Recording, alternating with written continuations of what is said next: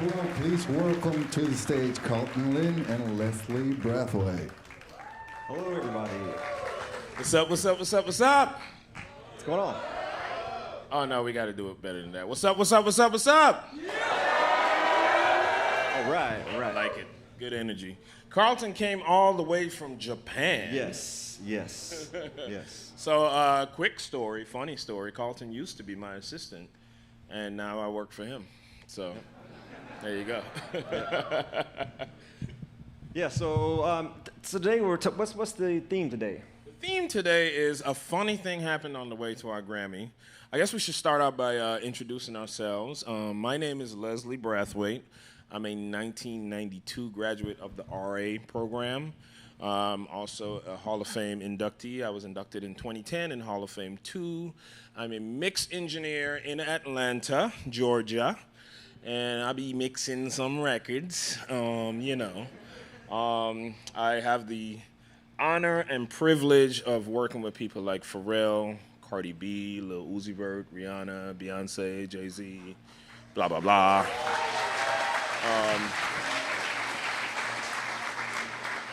And before you start clapping for me, wait till you hear his rundown. I mean, Carlton has just as impressive credits as I do, and like I said, Carlton used to be my assistant back in the day, and you know has kind of worked his way up, and I'm super proud of this guy, and also a Hall of Fame inductee. So tell him a little bit about yourself, Carlton. So my name is Carlton Lin, and I'm a 94 graduate, and worked in Atlanta for a long time with this guy for probably about 10 years, working on a lot of the same projects he did.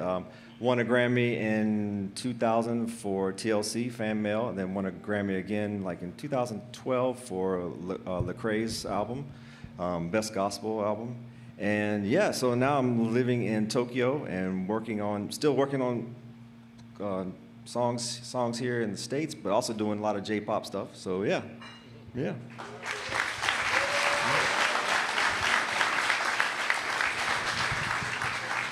So what you see on this stage is definitely a culmination and a summary of a lot of hard work. One thing I admired about Carlton when I first met him, how I knew he was going to be the standout, you know, assistant and person at the studio. His work ethic was crazy. He never said no to anything. He always figured out how to do everything. He was handy with tools, with anything we needed, he was Johnny on the spot. And I knew he would be successful. I knew he had all the skills and the mindset to be successful. I knew it right away. And the interesting thing is, ever since I worked with Carlton, he came in as an intern. I snatched him up real quickly. I was like, nope, that's my assistant. And he has been the measuring stick or the benchmark to which I hold every other assistant. He's the standard. Every other assistant I've ever had. I don't know about that. There's only one person who has kind of come close, you know, Corey Anders. Yeah, that's what I was gonna say. He's had a lot of other assistants probably better than me. No. Carlton has still been the best. Corey came close. Corey's another Full Sail grad, but nobody else even came close. And you know, just it's a lot of hard work. It's a lot of you know, perseverance, all that kind of stuff. So tell us. Let me start interviewing you first. Okay, so sure. Tell me about what it was like when you won the first Grammy, and we won that together actually. Yeah. So that was your first Grammy. It was not my first Grammy, but tell me about how. No, I wasn't trying to just making the facts, you know. Like leading up to it, or like I mean that project was insane. First of all, a lot of you are probably kind of young and may not even know about the TLC Fan Mail album. So that was an album we started working on in probably 1998, and the actual Grammys weren't until 2000. So yeah, it took off and on for like 24 months or so. Mm-hmm. We were working on that thing, and I honestly, I don't think either one of us thought it was going to get finished, but we got it done, and yeah, it ended up being a smash, and we got a Grammy for it. So and Carlton worked really hard on that album. He worked a lot with both Tion and Chili. And you spent a lot of tireless hours in there working, recording vocals. We could tell you probably 8 million stories about working with TLC, and all the ups, the downs, working with Lisa Left Eye, God rest her soul. Yeah. We could tell you all it's just so many different adventures we had on that project. And it was, for me, it was really cool to see that your work paid off, because you worked way harder than me on that album, let me tell you. And I think that's kind of along the lines of the theme today. So it's one of those things like when you leave here, everybody's going to have aspirations to be, engineer, producer, or win a Grammy. But the thing is, you really just have to work hard, because you can't just come out and say, I'm going to go win a Grammy, because it's probably not going to happen. All you can do is like work really hard, have a great work ethic, keep your head down and do your task, do your thing, and something good is going to happen. So I don't think we were trying to win a Grammy. We were just like, okay, we got to do our best on this project to put out the best product we can, and hopefully we can finish the project. So just finish the project, and then maybe you'll win a Grammy or something, or you even have a hit record. So I think that's kind of part of what we want to talk about today, is just working hard, having a good work ethic. And maybe you'll win a Grammy, maybe you won't, but there's a space for you to fit in. So. Yeah, and it's about doing good work, like Carlton said. It's about working towards this outcome of, I just want to do good work, I want to do the best, I want to have fun doing what I'm doing, I want to be a good person to be around. Yeah. All those things are important. It's funny, anybody who's ever seen me talk or go into, doing these types of things, yes, the technical stuff is important. The stuff you learn here at Full Sail, the technical knowledge, all that stuff is important. But what's, in my opinion, sometimes even more important is, what kind of person are you? Are you a person that people want to be around? Are you a good person? Do you have a good heart? Do you, really listen? A lot of times, I get cool with a lot of the artists I get cool with just because I sit there and listen to all their stuff and really care about what they care about.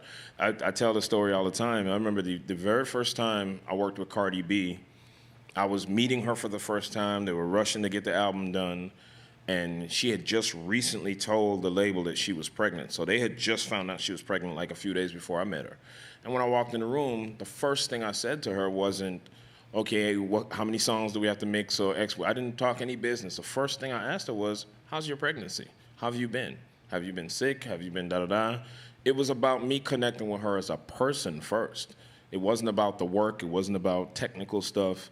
A lot of times we gloss over that stuff and don't realize that stuff is important. And it's the thing that attracted me to Carlton. The minute I met him as an intern, I loved the guy. Like, he was so cool to be around. He always knew something. He always had an answer for anything. If we was trying to unscrew a doorknob, Carlton would be right there with the screwdriver. Yeah. Or like, he always was Johnny on the spot, fun to be around. So all of that stuff is important, and I want y'all to always focus on that stuff as much as you walk up to me and ask me, like, what are you doing on your kick drums, and what's your secrets on this, da-da-da. It's just really the perseverance, the hard work. I saw all the work Carlton put into that album, and I was so happy when, we won a Grammy, and he got his Grammy, because it was like, you was sitting there, we was lounging, we was going out and having fun, and you were like sitting there recording vocals and, putting all that stuff together, making my life easy to mix, making some of the other mixers' life easy.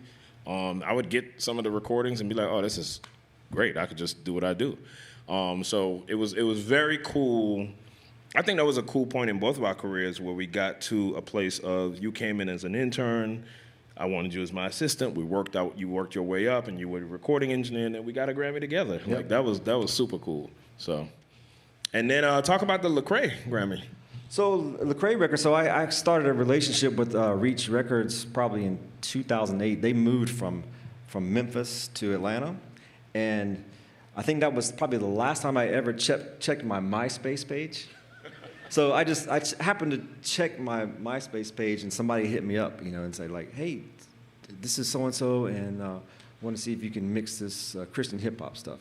And so I hit the guy back, and he happened to be living around Little Five Points, where I was at the time. I said, well, sure, I'll go meet you. And I met the guy. He was the head of the label, and went and mixed a record for them. Ended up mixing a whole album for them. And then, so found myself probably 10 or 12 albums working with these guys, and ended up just mixing a couple of Lecrae albums, and mixed that one for him, Gravity that won it won a Grammy for Best Gospel Album, which is actually it's actually a hip hop album, but it won Best Gospel. And that's another thing. Just never expected it to happen. I had no idea. Next thing I know, it's nominated. And then when I was like, okay, it's nominated, I said, it's never going to win a Grammy. But I worked really, really hard. I worked hard on all their records, but worked really hard on it, and it won a Grammy. So it's just keeping that mentality and that work ethic and that pace going, and something good will happen. And the thing I get from that story that I really want y'all to lock onto and pay attention is, he said he mixed one record at first. And then from that one record, they came back to him to mix more records. And then he mixed more records. It's all about always giving your all in every single thing you do, because you never know what that thing can produce. That one thing that you're working on, somebody can be paying attention to how you do that one thing that leads to the next things. One record led to albums of work. And it doesn't only, here's the thing. It doesn't only apply to what you want to do. It doesn't only apply to audio and mixing and records. Anything you're asked to do. A lot of times, I know for myself and others, a lot of my peers, Carlton would tell you the same thing. If I have an intern and I ask them to go clean a toilet, I'm not so much concerned about the actual toilet. I'm concerned about how you do it. What's your attitude? What kind of effort do you put in it? And to some people, it sounds silly. Some people have laughed at me in the past. But how you do what you do determines everything else about you. When I see how you treat certain things, it's going to tell me how you're going to treat. What kind of detail you put even into the menial tasks. Exactly. So all that stuff is important. So that's the thing I pulled out of that story more than anything, is that he started with one record, ended up with albums, ended up with a Grammy. So, and again, even though the name of this thing is A Funny Thing Happened on the Way to Our Grammy, we don't want to focus on just that as an outcome. For both of us, I'm sure I can speak for Carlton too, the outcome is just doing good work. And if you get a Grammy, that's cool. But it's about doing good work, putting out good work, that kind of thing. What I would love to do in the most organized way possible is take some questions, because sometimes just sitting up here talking can get a little hazy.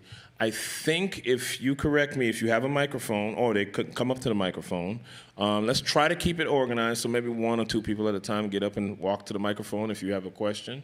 And, shoot your question off, let us know, and we can kind of answer the question. I see one person getting up now. Don't step on nobody. Whoa.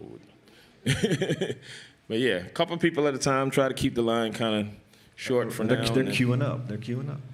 Hey, this is loud. My name's Arya. I'm a recording arts major here. I just wanted to ask you if you would be able to give one piece of advice to your college self. What would it be? One piece of advice. Yeah. So what I'll do is I wanted to touch on what Leslie said earlier, so this will be my advice. So he was saying, just kind of be a person that other people want to hang out with. So, and I'll take it even further. Try to be a person that your client or anyone else would want to travel with. Okay. So, you ever think about hanging out with somebody and being cool to hang out with is fine, but if you want to travel with somebody, it means you really have a good, you're a cool person. So Leslie was cool to travel with.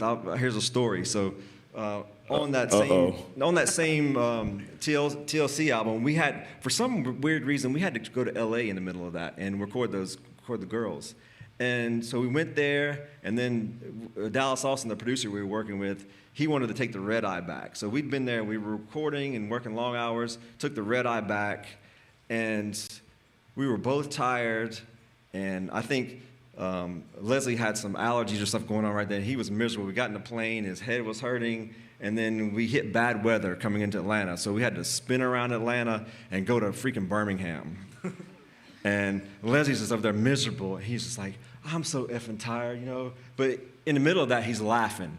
He's like in pain and laughing, but he's just got, just great energy, and was still like upbeat about it, even though he's miserable. So, he's cool to be around, even though he's traveling and miserable. So you kind of want to be that kind of person, with your clients, everybody around you. So you never want to have any kind of negativity. And Leslie, like, almost never has any kind of negativity. So that's why I think part of his success is that. So that's my advice, is to be someone that other people want to travel with. Okay. And I'll add on to Carlton's,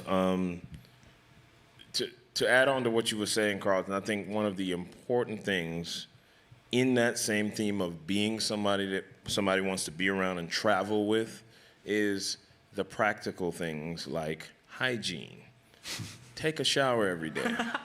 Seriously. Fair enough. It sounds funny, but we all know that sometimes this place, sometimes I walk through some of the classrooms and I'm like, oh, that's the smell of learning. But,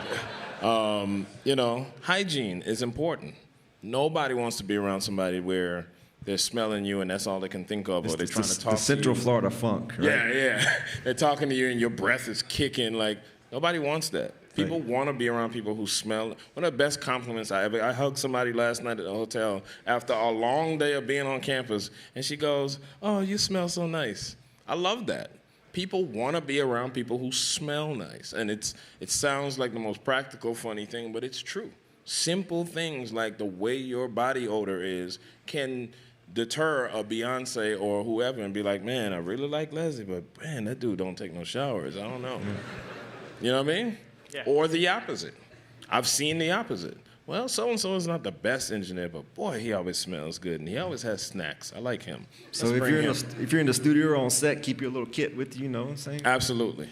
One of the things I remember the very first time I worked with Beyonce, this is when she was in a group called The Dolls. She wasn't even in Destiny's Child. She was in a group before that. And I heard that she had liked those little Klondike bar things. I showed up with a bag full of them one day. And that was the thing she told the studio manager the next day. She was like, oh, I like that guy. He came with all the Klondikes. So, it's about all those things, too. Be somebody that people want to be around. Take a shower. Brush your teeth. Chew some gum every now and then. Just be self-aware. Don't just be in this bubble of, I just want to learn what I want to learn and walk around sweaty all day. No, nobody wants that. So, Thank you guys so much. Yep. Hi, my name is Aaron Mendoza. I'm in the recording arts program. My question was going to be towards what kind of advice would you give for the seniors about to graduate and looking into internships, and if they're debating on, oh, I don't want to do an internship, I want to go work on my own projects, I don't want to work for someone. What kind of advice do you think you could give for that? well, I would say in sections, the first thing is, as a student, when you're coming to the latter part of your time here at Full Sail and getting ready to leave, getting ready to graduate, I would say absolutely get to know the career development department, get to know your rep, go in for office hours, even if you don't have an assigned rep yet. I know they do office hours. I'm not sure how scheduled that is back on track yet, but just get to know people, get to know your career dev reps, start to kind of obviously figure out where you want to be. A lot of your decision as to where you're going to go is going to depend on what kind of setup you have. If you're moving back home, if you got things a little easier to where you don't have to worry about certain living expenses, blah, blah, blah. I always recommend that you don't move back home if you can. If you can afford to not move back home, I think that is one of the #1 killer of dreams, is moving back to where you grew up. Because what happens is you have all the conveniences of life. It's too comfortable. It's too comfortable. And then you got all the fallback plans. And if your mama is anything like mine, she's going to ask you to do 50 million things all the time. So you just don't want to move back home if you can afford not to. So start gearing towards where you're going to live, where you want to live. But I also say the second piece of advice I give to that is don't get too fixated on a plan. Because what can happen is you can get so fixated on what you want to do, and then you can derail and miss out on opportunities. So I always tell people, follow the opportunities. You can say to yourself, well, I would love to move to New York and work at so-and-so. And then somebody calls you and goes, but hey, we have an opportunity in Nashville. Take the opportunity. Because even if Nashville wasn't in your plans, you may end up liking it. And you may end up hating it. So it's just one of those things where take the shot. And I always tell people, don't look at it like you only have one shot. you can reload the gun and shoot again. Take another shot. Don't always look at it like it's just one opportunity, one thing.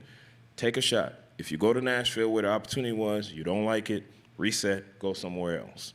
But try to follow the opportunities more so than the plan in your head, because a lot of times what we've all learned in life, sometimes we plan it all out, and it usually never goes according to plan. And a lot of times that's beautiful if you learn how to run with that. Yeah, So, have a plan, but don't have blinders that you can't see those opportunities on the side. Like when I went to Atlanta, I had a plan. I wasn't planning on interning at DARP Studios and ended up working with Leslie. I wanted to work at another studio, but I couldn't get in that studio, so I went and worked at DARP and ended up having an opportunity. Yeah. Don't be stuck with one thing. So. Thank you so much. And one other thing on that with career development, I just had a conversation with career development this morning, and like Leslie said, start now. Start talking with them now. Don't wait till you graduate. Go and have the conversation now. Like I had my internships lined up before I graduated. So go like any kind of break you have and wherever you want to be. If you have a spring break, a fall break, don't take that time to party or do something. Take that time to go visit where you want to work. absolutely. I knew my career dev people day one of being here. Because one of the things that attracted me to Full Sail was the fact that they said, oh, we have it, at the time it was called placement, the placement department. Mm-hmm. And I was like, oh, y'all have a whole department of people dedicated to helping me find a job when I get out of here? Oh, I need to get to know these people ASAP. You know, so I knew, I was in Tammy Elliott at the time, who she's now the president of the LA Film School, but she was my placement rep. And I was in Tammy's office every morning. The building 110. To the point where she would buy me McDonald's breakfast because she knew I was coming. I was in her office every morning. So building 110, everybody, go over there. That's where, so. Yeah, go to building 110. Thank you guys so much. Hey guys, my name is Emerson Pimentel. I'm an RA student originally from Anaheim, California. And as an aspiring producer, engineer, artist as myself, you know, we all have that feeling where it's like, then the next thing we're working on is going to be the biggest thing, or the next thing, or the next thing. Can you guys kind of like describe, like, once you guys realized, like, the last thing you guys did was, like, it was that moment of, I finally did it, but, like, obviously, you know, you guys are obviously not done. There's still more to, but what was that moment like when you guys realized, like, that work finally paid off to the point where you're now at a point where you want to be at? If not, you're at a point where you can finally move on to the next step into your, you know, progress. What was that moment like? You said? Yeah, like what was that realization like, where it's like all that hard work? Yeah, I mean, it's just a great feeling. Like to put it in perspective. So yeah, like it was really great to have like a hit record, or you know, see a song we worked on, you know, in Billboard or whatever. But like I just remember the moments, like probably like on a Monica record, being at this. I just remember all these scenes from working at DART with Leslie. So I just remember, you know, Billboard would come in every week and we'd see, you know, something on there. And I can literally picture in my mind now Leslie running through the studio. I mean, he's just screaming at the top of his lungs. He's like, yeah, you know, just like fist raised up. And then we have, you know, record on there with a diamond on, you know, and he's just like, yeah, you know, and it's like, it's literally like you can be, you know, like fist pumping kind of moment. So, yeah. For me, that moment came, it was a super emotional moment for me too, but it came when the very first time I received a check from being an assistant engineer where I can pay all of my bills, where all of my bills fit into the check. I could pay my car note, my apartment, my little car insurance, everything I could pay with that one check that I made. That was like the moment I felt like I finally made it. Like, I actually can make a living doing this, and I don't have to work at FedEx or UPS or all these other places that I worked at. That was a moment for me. Like, I was dumb emotional. Like, I was like, oh, man. For me, I came from an era of people telling me I couldn't do it, right. People telling me this is a hobby. I'm sure some of you have experienced some level of that, where even still, parents and family members can kind of look at what we do as hobbies or as things that don't really translate to real jobs kind of thing. And so it was hard for me to kind of, you know, get to that point. So when I got to that point and I saw that check, I was like, man, like, yes. Like I can actually pay for all my stuff with one check, so. For sure, thank you. Hi, Leslie, I found you. Hi! What's up? Zandy. Hi, Carlton, my name is Zandy. Hey. So first of all, thank you guys for being here. I know you traveled all the way from Tokyo. That's amazing. You're from Atlanta, and like seeing your enthusiasm, Leslie, every time you're back here, like I resonate with that. When I move back to Orlando and I like come back to Full Sail, I'm just like, the inspiration, like the creativity, it's amazing. But I had a question because I know you were talking about working on TLC's fan mail, and you know, that was a more or less 20-month project, and it almost felt like, you know, that wasn't going to be finished. Personally, right now, it feels like I'm working on a project, and it's just, I've held on to these songs for so long, and sometimes it just feels like it's dragging, and, you know, you, as a creative, you're always, like, moving on to the next inspiration. Like, what advice do you have when you feel when you feel stuck and you're still working on that project and like you're really hoping for like that light at the end of the tunnel, but you just feel so down about it? Like, how do you keep going? How do you motivate yourself? Here's the one piece of advice I give to artists all the time in that predicament. Mm-hmm. Put it out. Just put the stuff out. A lot of times what happens, especially with artists in your position, well, first of all, let me pause. I met Zandy as a music production student, and she is dope. Like, your stuff is actually really good. Super dope. We had talked about doing some stuff at one point. We're going to talk again today. Yes, we are. Find me after this so we can talk. But no, she's dope. But a lot of times I meet artists in your predicament where the music is great, your stuff is good, but it's that you're trying to finish and trying to get to this thing. Detach from your music. Detach from your music and just put it out. Just, even if it doesn't feel complete, but it's complete enough to be good, just put it out. A lot of times, that's the biggest thing that holds artists back, is they are so attached to their music, and they want it to be perfect, and perfect just does not exist on this planet. There is nothing that is perfect on this planet. Just put it out. And the beautiful thing is, you're the source. You can do it again. You can do more. So just put it out, release it, let it go. Stop trying to hold on to them songs for the right moment and for the right collection of songs. And I want to just put it out. Let it go. It's like kicking a child out the house. Me and my wife always joke about the fact that when my kids turn 18, hey, they got to go. Oh, happy birthday to your wife, by the way. Oh, I will let her know. Yeah. But yes, they got to go. You got to put them out the house. They got to go fend for themselves. My job is to keep them alive until they're 18, teach them how to hunt, and then send them on their way. Same thing with your records. Awesome. So Get them to a point, send them on their way. So obviously you've played some stuff for Leslie. So are you playing your stuff for other people? More or less. I mean, we're out here like performing more, trying to get like tracks out to other places, but. Okay, so that was my other advice was, don't just hold it and not play it for people. Like get other people's advice, like play it for stuff and get feedback, like almost like market survey. And if they're like, hey, this is awesome, put it out, then that gives you an enforcement and motivation to kind of put it out too. What motivates you guys to like finish like a bigger project, I guess? A check. Yeah, no doubt. We don't get paid till we get it done. It's like, oh, this is good. This is done. Yeah, I want my money.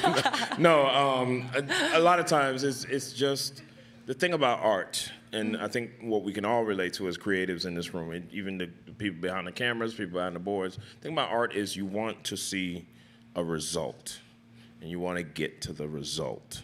So that's the thing that motivates me, is I want to get to a result. I want to see what it becomes. There's nothing, in my opinion, more fascinating than taking something from absolutely nothing, a bunch of ideas, seeing the process with Cardi B was amazing. Seeing somebody that ridiculous and that crazy and that ghetto, and she is just like that in person, and then to see all the people involved come together with the ideas, and then they got the producers, and then they got the tracks, and then they got her in there, and da-da-da, and to put all that together, and we mushed it together and did this and worked on this and put it out and see the result, and then it's a Grammy, it broke all kind of records. That was amazing to see something go from nothing to something. So the problem is you're in that area where you created something, from nothing.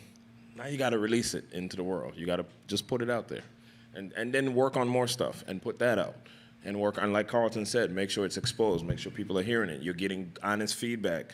You're getting, taking in the feedback from people, and seeing how people react to your music is the best feedback sometimes. So You know, just don't be scared, and don't just try to hold on to that music too much. If people start moving, put it out. Yeah. They hear it and they start moving, put it out. Yeah. Awesome. Well, I appreciate you guys. Absolutely. I have to go to work, so I'll catch you sometime this week. I'll be here so we can perfect. talk. But yeah, thank you guys. Hello, my name is Heaven, and I'm a creative writing major, but I'm also an artist. And my question is, what is the most challenging song or project you've ever worked on? Most challenging song. I know mine. I'll answer while Go Carlton ahead. is Yeah, thinking. go ahead. So, I think for me, so I mixed this record called "The Good Life" for Kanye. Oh, I know that song. So need I say more? So yeah, that was. So he was, it was adding stuff to like. Yeah, after it was just printed. challenging because you're dealing with all the elements of a producer. Let's just start with just the producer.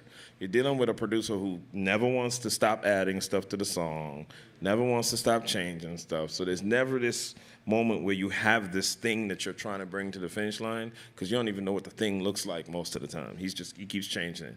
Then you got to deal with him on the personal side, which we don't even need to talk about. We've all seen play out in the media over the past few months. That's been how it is dealing with Kanye for years. And so there's all of that stuff. Sometimes he could be super extra, sometimes he can't. So it's dealing with a very volatile personality on top of all the creative, and he's a genius. The dude is a real state-of-the-art genius. But with the genius comes, I shouldn't even say a little bit, comes a lot of crazy and a lot of other stuff. And so it was challenging to get through that project because it was just, you know, dealing with Kanye is just a whole lot of Kanye, you know. So, and I'm not trying to say anything bad about him or anything. I mean, it is what it is. It's a lot.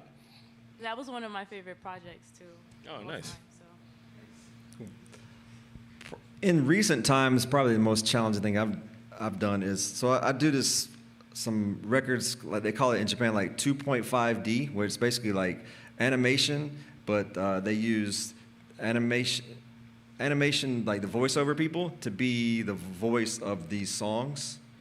So, and I did this one thing recently, and it was basically 16 different rappers on a song. 16 different rappers, and so the song ended up being like 7 or 8 minutes, and it was like just hundreds of tracks. And then there's, of course, like hooks and melodies, and these are voiceover actors doing this, and they're singing, but it's not necessarily right. So we're actually, I'm giving sheet music, like, okay, they're singing, and they're sort of in the right, singing the melody correctly, but can you make it be correct? So I'm actually kind of putting the record together and mixing, so it's basically a lot of work. So that, in recent times, that was a very challenging thing. So, you know, in your career, you get handed various and sundry things to deal with. So you had a Melodyne them, like yeah. Because I mean, they're voiceover actors, and some of them had rap before a song, but some of them hadn't. So they just were getting as close as they could. Wow. So yeah, so you have to do Thank you. a lot of stuff. So. No problem. Good afternoon, gentlemen. My name is Dyshon Beckett. I'm an artist. I'll put that first, and I'm an engineer second. I'm in a recording arts program. I had a question. I forgot it, but it's okay. I want to be like one of the greatest artists that a lot of people haven't seen. I know this sounds cliche, but how do you keep yourself unique? Or like, how do you keep yourself motivated when you see other talented people? Because I feel like sometimes it can be overwhelming, like being like a mix engineer, but you see other people get like recognized when you don't really get the recognition that you feel like you deserve. So how do you deal with that? Well, I think the basic answer to your question and my mindset in general is I don't compare myself to anybody. I never have, never will. I don't, and I'm not, it's not to say that I don't look at my peers and see what they're doing, and I always congratulate them, and I'm always in awe of, you know, I was just talking the other day about one of my favorite mixers, a guy named Serban.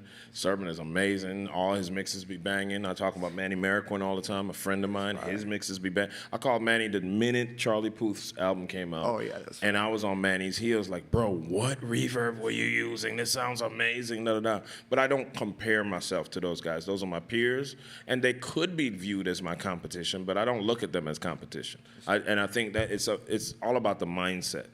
Everybody is my peers. Like we all got carved out for us what's on our plate, and it's okay. And it's okay for all of us to eat and all of us to do our thing. I just focus on me. Yes, so I don't look at other people or look at other competition or Instagram and be like, oh my God, I'm not measuring up. I'm good. So it's about really just focus on you. The way you stay unique is just focus on stay in touch with who you are and just do that. Yes, sir. Like, you know what I mean? Yes, sir. Thank you.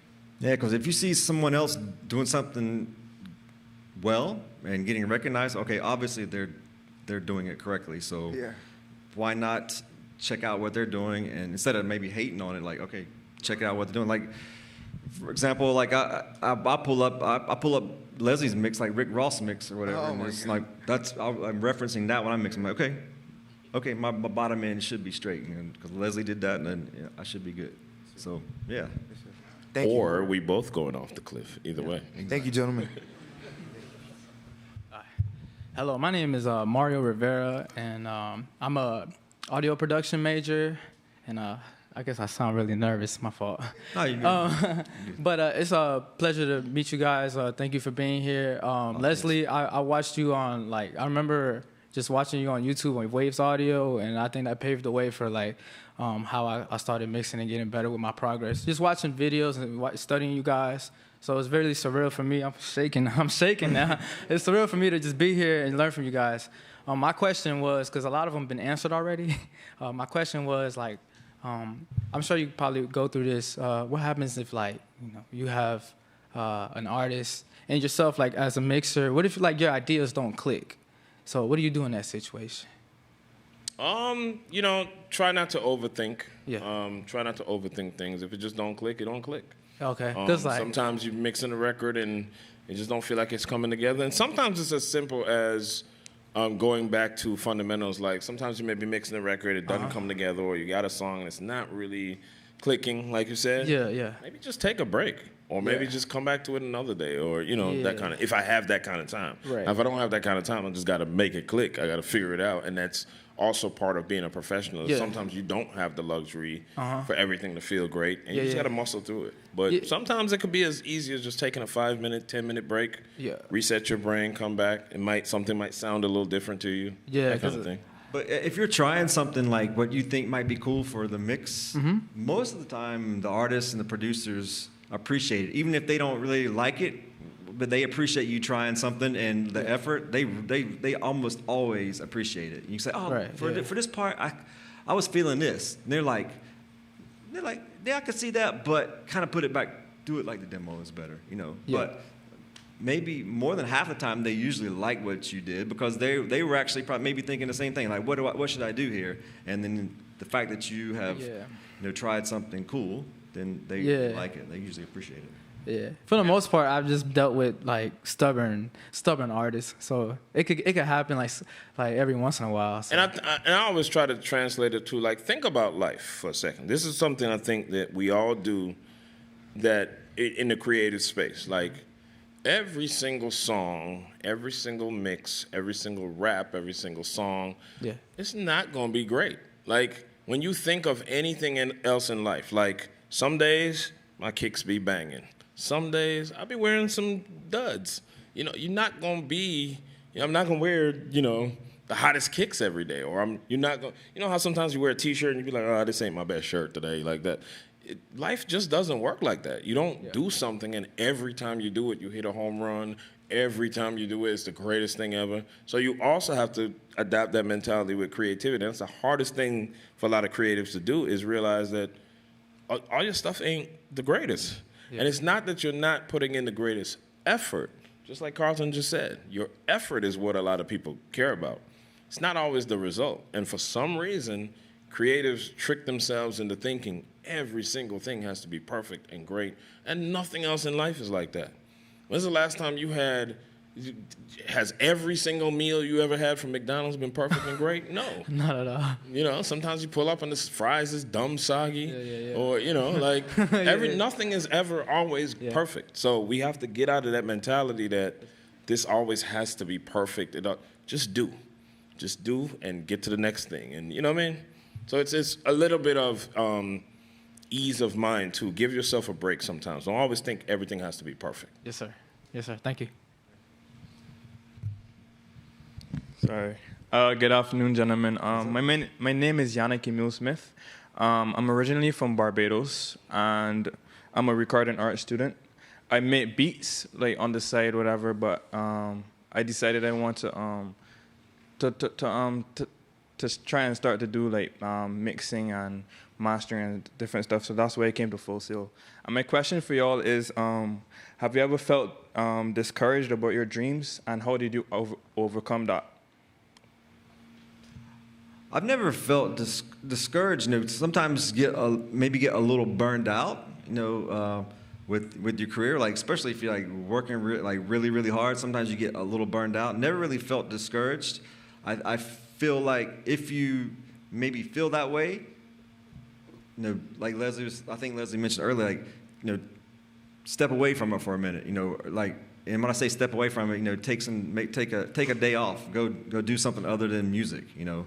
I think a lot of times just being discouraged is just maybe being a little fatigued. So I know sometimes you may not be moving in the right direction and may not be getting work, but you just kind of got to step back and look at what's going on in your life and your network and figure out what you're not doing. Why are you not getting to where you're going to be? But I personally haven't felt discouraged, just maybe sometimes a little bit burned out. But okay, all right, yeah. And I would say too. So I have a really good friend, a fellow engineer. You know Fabian Marshall. Yeah.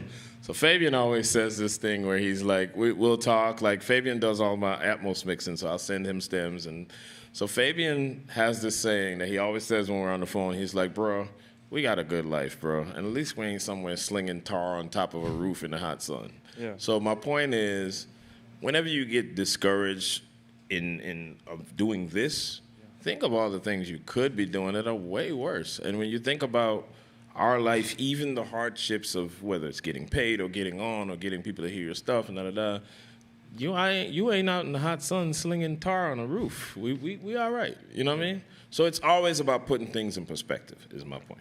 Okay. Make sense? All right, thank you. All right. And real quick, before we get to the next young lady, I will read a question from YouTube. We got a couple of questions from YouTube. Oh, cool. From Heather, Bachelor of Science in Audio Production. Heather asks, what advice would you give to the female audio producers like myself on standing out, and how do I do it with family? So the first part of the question, I would definitely say, Heather, you know, that's what I actually have a panel, I think either tomorrow or Thursday. I think it's tomorrow, where I'm on a panel talking about men how men can support women in our culture and in the culture of creative spaces, and the way certain things have been a little oppressive to women, and just culturally, I mean, I think it's ridiculous that women get paid less to do the same job a man gets to do in certain spaces. Still now, in 2022, that still happens. I think that's the dumbest thing ever. So I think it's important for the men, all the men in the room, to also be interested in changing the culture. I don't think it's something, I hate when I see a women's topic or a topic about women in the industry and it's just women on the panel. Men should be as involved in that conversation, whether it's from a learning perspective or whether it's from a change perspective. We're the ones that have to also actively participate in changing that culture that's, you know, oppressive to women and I mean, blatantly disrespectful in some cases. So I think as a woman, it's about understanding what your boundaries are and knowing that, you know, you don't want to be in environments where you're obviously harassed. You know, sexual harassment is not limited to women, but it's more prevalent, you know, with females. And it's all of that kind of, all the hard topics that we don't like to talk about and that are taboo and that we want to brush over sometimes. I think all of those things are things that women, unfortunately, have to think about all the time. You know, a woman, 9 times out of 10, has to think about working in an environment with a bunch of men, you know, who are going to be a certain type of way. And it's all of those, navigating those spaces is important. So I think it's just important to make sure that you're comfortable, make sure that you voice to your superiors or whoever anything that's happening that you're not cool with, anything that you ain't rocking with, and it could be something simple. It's funny. I remember I had to learn one time, like, I have this habit of, like, I watch The Office. I think it's one of my favorite shows. And I have this habit of saying, that's what she said. And I remember a young female intern came up to me and told me she finds that offensive. And while I don't see it as offensive, and while I didn't mean for it to be offensive, my intention is not to offend her, I also had to be sensitive to what was offensive to her. And I stopped saying it around her. I didn't stop saying it, but I just don't say it around her. But the point is, it's about understanding, and it's about understanding that there's certain things that we do as men that are offensive to women that we may not think is offensive. So it's having those conversations as a woman, saying, I was so grateful to that young lady to come up to me and be like, you know what, I know y'all just be playing, and you know, that's what she said jokes are a little kind of offensive. Cool. I'm so glad you came and told me, because I would have never known. And I didn't mean for it to be. You know what I mean? So it's about speaking up, speaking your mind, saying how you feel. The second part of the question, doing it with family, I have found a very interesting balance over COVID where I love working from home now. I love being around my family. I get way more work done because nobody, you know, in the studio, I can have 50 conversations about audio, and I can nerd out about kick drums and 808s. At home, my kids don't care about none of that. Like, they just want me to finish working so I can build this Lego set or watch Encanto or, you know, whatever. So, you know, I would say just find your balance with your family. Anybody that has a family that's juggling family and this kind of life, whether as a student or as you become a professional, find your balance. Make sure you have good quality time with both. And, you know, just find a way to make sure both things are supported. Don't put too much energy into one and not into the other. It's about that balance. So on the second part, so I'm married. I don't have kids, but I feel like a lot of the engineers, producers, songwriters that have kids like have an advantage because they actually bounce some of their work off of the kids, and the kids, I feel like a lot of times are great barometers because they are like really in touch with the culture. They know what's cool. So if the kid's like, oh, that's cool, they actually hear stuff and point out stuff that as an adult you wouldn't think of. Like, oh, this part is that part's not cool, but this part's really cool. Like, turn that up or whatever. So I feel like kids can actually help you. Yes, absolutely. I remember when I was mixing Happy, I thought Happy was cool when I was mixing. I was like, oh, that's a cool song for the Despicable Me, whatever. My daughters went crazy. They thought it was the best song ever. And I was like, really? Turns out to be it was kind of, you know, a lot of people's favorite song at a certain point. Or like when the first time, so we've watched Encanto like 50 million times now. Because like, I'd be like, what y'all want to watch tonight? Encanto? Yeah. But the first time we watched it, the song, I don't know how many of you have seen it, but there's a very popular song in that movie called We Don't Talk About Bruno. The minute that song went off, I saw my youngest daughter still humming it in her head, just still singing. The movie's still going. She's just humming along. And as soon as the movie went off, they both got up off the couch and said, we don't talk about Bruno. I was like, that song is a hit. Yep. Right then, I was like, that's a hit. So kids are a good barometer. They know the hits. So like Carlton said, you know, incorporate that into your workflow. And utilize them. Yeah, exactly. Use them little tax write-offs, you know. You know, I call them little friends that eat for free. I don't, you know, my kids they be mooching. One more YouTube question from, I think, Conroy or Canoy. I can't see the writing. In music production, what advice do you have for obtaining internships? Be yourself, come in, be ready to work hard. One of the key things, this is something that Carlton mastered as an intern. This is how I knew he was going to be successful. This is how I knew he was going to be my assistant. I was going to have to fight somebody for him to be my assistant, is he always did the things that nobody else wanted to do. He always filled the gaps. Be good at different things and always be willing to do the things that you see need done. Whenever you see something, whenever you see a need, fill the need. If you can do that, people will always want you around. And I was like that as an intern. I remember my first day as an intern, we both know Dallas well, Dallas Austin, the producer. First day as an intern, Dallas was walking around looking for a box of Phillies blunts. You know, he wanted some Phillies blunts. So the next day, I made sure I had a backpack full, and he was running around looking for a lighter all day, every day. Anybody got a lighter? Anybody got a lighter? So the next day, I had a backpack full of Phillies blunts and lighters. And the minute I see him start looking, boom, I'm right in his face. And then boom, I'm right in his face with a lighter. And then boom, I'm right in his face with whatever he drinks. I figured out all his little quirks and things that he likes, and I always had them on me. So it's about filling the need is the best way, to get an internship. Next question. Hello. Thank you guys for coming. I'm very honored to be here. You are part of the reason why I am here, because I saw the interview with T-Boz, and she mentioned how you mentioned to fill the gaps. You were the person to do that, and that's most of the reason why I'm here. My question is, if you could possibly give me some advice for a beat I have, any type of constructive criticism, good or bad. Here it is, and just let me know when you want me to stop playing the song. Well, I tell you what, the best way to do that would be off stage, off mic. I'm going to do some kind of office hours thing, maybe on Thursday, where I can, because a lot of students have come up to me, asking me to listen to stuff, judge stuff, and I think it'd just be done better in an arena where we can sit down, listen, I can give good critique. Now wouldn't be the best place for us to kind of do that, but find me and we will do that.